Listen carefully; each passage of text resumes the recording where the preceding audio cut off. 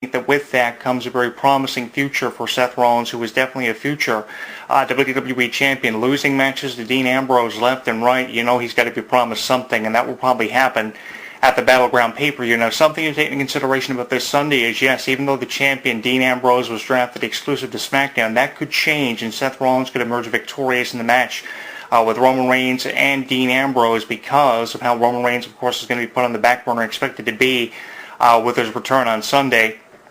Not expecting a whole lot of big things from Roman Reigns, so I would expect that if anyone was going to win this match, it would either be a toss-up between Dean Ambrose and Seth Rollins, and given the hype behind Seth Rollins being the premier draft pick for the 2016 WWE Draft, it wouldn't surprise me none if he's promised the title after losing several matches to Dean Ambrose. The draw for the first match and the rematch less than 24 hours after going to Dean Ambrose, courtesy of the Dirty Deed, so there are a lot of ways that can go for Seth Rollins, but I do, regardless of what way you want to look at the future for Seth Rollins, think that there's going to be a very promising future, in fact, ahead for Seth Rollins, and that is pretty much guaranteed. Seth Rollins was the top draft pick for Raw. Roman Reigns was in there, I think it's the second or third draft pick for WWE Monday Night Raw, and I think that Reigns' return obviously is going with a lot of promise. I'm not expecting him to win the title immediately when he returns on Sunday, of course, after coming back off a 30-day suspension.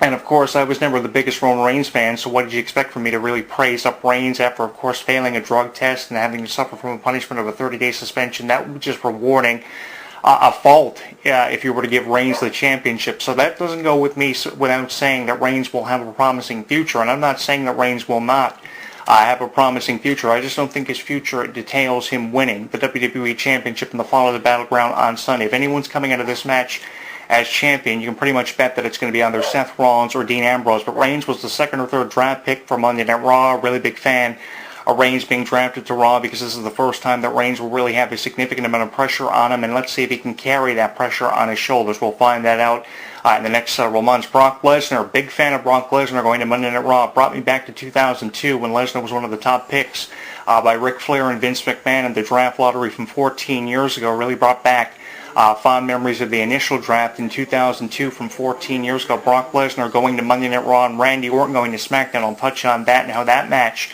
now at SummerSlam is going to be an interpromotional contest. The only one on the card as it stands right now, Randy Orton and Brock Lesnar. Randy Orton representing SmackDown, Brock Lesnar representing Raw with Paul Heyman in his corner. I would assume Paul Heyman was drafted with Brock Lesnar, like the managers were drafted for Maurice and Lana, of course, Lana with Rusev, and Maurice with The Miz, the Intercontinental Champion and U.S. Champion, being drafted at the same time. Really big fan of that. And of course, Brock Lesnar and Randy Orton, going to be a big fan of that match. Looking forward to that one. 14 years in the making. The same amount of time in between two drafts that we've seen happening. Sami Zayn, I was always a really big fan of Sami Zayn, going back to the previous video blogs that I posted on Sami Zayn. Big fan of him, thinking he's going to do big things for the Cruiserweight division. I'll touch on that in a moment. He's gone to Raw with Kevin Owens, allowing them to expectedly continue their feud, which has been really heated recently on editions of Raw and SmackDown. Getting into Raw on First Live SmackDown, that was awesome seeing that. Sami Zayn and Kevin Owens, they're going together to Monday Night Raw. Looking forward to that. The championship picture in WWE being shaken up as well. The New Day being drafted, all three of them as a team. They're going as tag team champions to Monday Night Raw, selected by Stephanie and Mick. That was awesome, seeing the New Day being drafted together, going back to how, of course, one of the rules were all the members of a team could be drafted unless a general manager and commissioner wanted just one or two specific members of, say, a three-man faction like the Wyatts or the Club. We saw a lot of breakups, too, in this year's draft. Breakups of the Wyatts, possibly, and a breakup of the Club that is confirmed, with Anderson and Gallows going as a team to Raw. Expecting big things from them in the tag team division, possibly a tag team title in their future, which they have not gotten at this point. Expecting big things from them, and Bray Wyatt going to SmackDown too, getting himself away from Braun Strowman, who I'm expecting to carry on with the Wyatt family as their leader now, the Black Sheep taking over along with Eric Rowan and Luke Harper. Expecting big things from them. They've gotten away from each other. A lot of stuff happening. The breakups to be highlighted there in this year's draft. The Big Show and Chris Jericho, two legends, going to a brand that are very suited. That is very suited for the two of them. Of course, bringing back to the days of Jericho. I'd love to see them team up again in the tag team division. Chris Jericho and the Big Show. Be it there's really nothing for Chris Jericho and the Big Show to do. I mean, who wants to see Jericho putting over the new talent technician the way he has in matches with the likes of Dean Ambrose and Sami Zayn. Nobody wants to see that from Chris Jericho. Jericho and Cesaro's match, though, a couple of days ago on WWE TV. Big props to them for that match. Incredible match for Jericho and Cesaro, really putting over Cesaro in a way that I don't think anyone could have put over Cesaro at this point. But Jericho and the Big Show going to Monday Night Raw. I'm a big fan of that. Sasha Banks and Charlotte, their feud is going to Monday Night Raw, and I have to highlight this from the draft. It's in my notes here to talk about this. The women's division was put on display this year in the draft in a way that it was never put on display from 14 years ago, or really has never been put on display in a draft or a draft lottery in recent years, at least for the last decade. Really proud of how Sasha Banks and Charlotte as women's champion is going to Monday Night Raw. That's going to be awesome seeing that. And of course, Dana Brooke thrown into the mix as well on that. That's going to be awesome seeing all that happen, provided that Dana Brooke wasn't drafted, say, exclusive to SmackDown. Really big fan of how, of course, Charlotte's taking that women's championship to Monday Night Raw, of course, with Nia Jax coming in there too. She was drafted by Stephanie, particularly Stephanie, announcing that one as one of the 6 picks that were made from the NXT roster. I think a total of 3 picks were made in between each brand. Of course, Raw and SmackDown getting a choice of 3. Of course, the Alpha Americans going to SmackDown, chosen by Shane and Daniel Bryan. That was a huge pick. And, of course, Baron Corbin going to SmackDown, too. I forgot to include him as one of the picks for SmackDown there on the list that you can download with this podcast. Big things for Baron Corbin expected as well. But Nia Jax versus Charlotte. Looking forward to that one. That's going to be a big feud when that finally happens. And I got Anderson and Gallows down there on the bottom for Raw. That came in my mind at the last minute when I was putting together the draft picks for Raw and SmackDown that I remembered off the top of my head. In addition to the picks that were made live on the show for the draft on Tuesday night, there were 30 picks, 15 between each brand made on WWE.com, as well exclusive coverage, extensive exclusive coverage on the network, an hour of additional coverage preceding what happened on Raw and SmackDown from this past week. A lot of stuff happening, and I think in a big way, for WWE. Now let me get to the SmackDown picks here. I just ran down through briefly, really quickly, the Raw ones.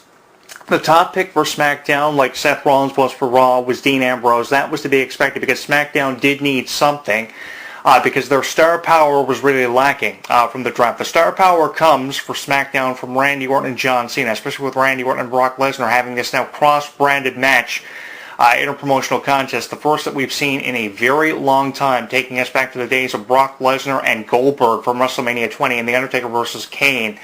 Is what this kind of puts me in mind of. That's cross-branded now because Randy Orton drafted to SmackDown and Brock Lesnar drafted exclusive to Monday Night Raw, expecting big things from Randy Orton and John Cena on SmackDown. And talking about the feuds that were drafted exclusively between Raw and SmackDown, John Cena and AJ Styles now are going to be allowed to continue their feud on SmackDown on Tuesday nights on a live platform. That's going to be awesome. And the future of AJ Styles looking very promising now, getting away from Anderson and Gallows, which I was hoping to have happened a long time ago. And it's finally coming into fruition just as Bray Wyatt is now getting away from Braun Strowman and company. Expecting big things from Bray Wyatt because I was a huge fan of Bray Wyatt as a singles competitor. And I thought that getting him away from the Wyatts in the first few months that he was away from the Wyatts, that's the way it should have stayed. He went back to the Wyatts, obviously, because the creative team had nothing for Bray Wyatt, but now they seem to have something in mind for him. Big things happening for Bray Wyatt, probably in feuds that we've never seen him before. And if anything was an indication, like feuds with Roman Reigns and The Undertaker, can you imagine what Bray Wyatt will do if given the chance to create, looking for big things to happen from him? Dolph Ziggler is someone else, too, who's going to benefit from this draft. He's one of the minimal draft picks that were kind of made at the last minute when SmackDown got down to its last few choices. He was selected exclusively by Shane McMahon, who thinks there's going to be a promising future ahead for Dolph Ziggler. Preceding, of course, what happened with him, we've seen him be champion before. He obviously can carry the weight of being champion, and I think that he could be a great champion in the future for SmackDown, if not in the way of WWE World Heavyweight Champion, probably a U.S. title reign possibly if he goes to Raw sometime between now and the near future, or a Intercontinental title reign and a feud with The Miz. That could be something big for him. In the way of another champion drafted, SmackDown did come up short in the draft this year. They got 2 champions, and Raw, I think, got a total of between 3 and 4. Let me see here. The WWE Tag Team Champions, The New Day, were drafted. The Women's Champion, Charlotte, and, of course, the United States Champion with Lana, Rusev. Big thing about the champions, the U.S. and Intercontinental Champions, the U.S. and IC Champions, were drafted with their valets/managers. Lana's going with Rusev, his, of course, fiancé, going with him, and The Miz going with his wife, drafted exclusively. That must have been in their contracts. Maurice and Lana drafted with Miz and Rusev. And the draft picks for the U.S. Intercontinental Champions, something really interesting here that happened where they were drafted at the same time. I think what happened was Rusev was drafted first, and then The Miz was drafted after, because Daniel Bryan made a good point.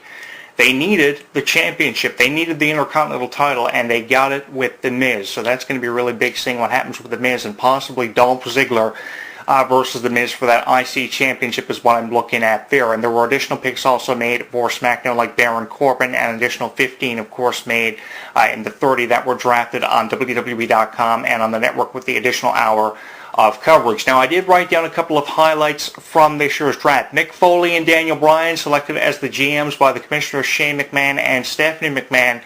I thought they were great choices. I'm more favoring Daniel Bryan than I am Mick Foley because we've seen him in a position of power before.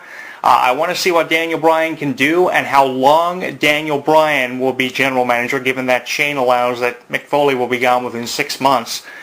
Because of his past relationships with, business relationships with Stephanie in the past, and how he's been known to have been fired by the McMahons and become very frustrated with them. He's expected to be gone within 6 months and to be replaced as the GM. And that's something to keep in mind here too, guys. The general manager positions in WWE have been somewhat of a revolving door. We've seen it on SmackDown more so than we have on Raw, with Eric Bischoff kind of coming in and being there for 4 years because he was the president of World Championship Wrestling. But the SmackDown GM position in the drafts have always been a revolving door. Within probably 4 or 5 months, a total of 6 tops, the general manager position has always changed. The longest reigning SmackDown GM in the last 15 years has been Theodore Long. So we're going to find out how long Daniel Bryan will last, but I think he's really going to go the distance. I'm going to go out on a limb and state for the record that I think Daniel Bryan is not going anywhere anytime soon, especially with that they've been trying to come up with something for Daniel Bryan to do. I really appreciate his new role in WWE. Of course, one of the things highlighted by ESPN, of course, with their mock draft, Seth Rollins was dubbed the #1 pick, not only by Raw, but in the WWE draft in its entirety. He was the overall #1 pick, so with that goes a lot of promise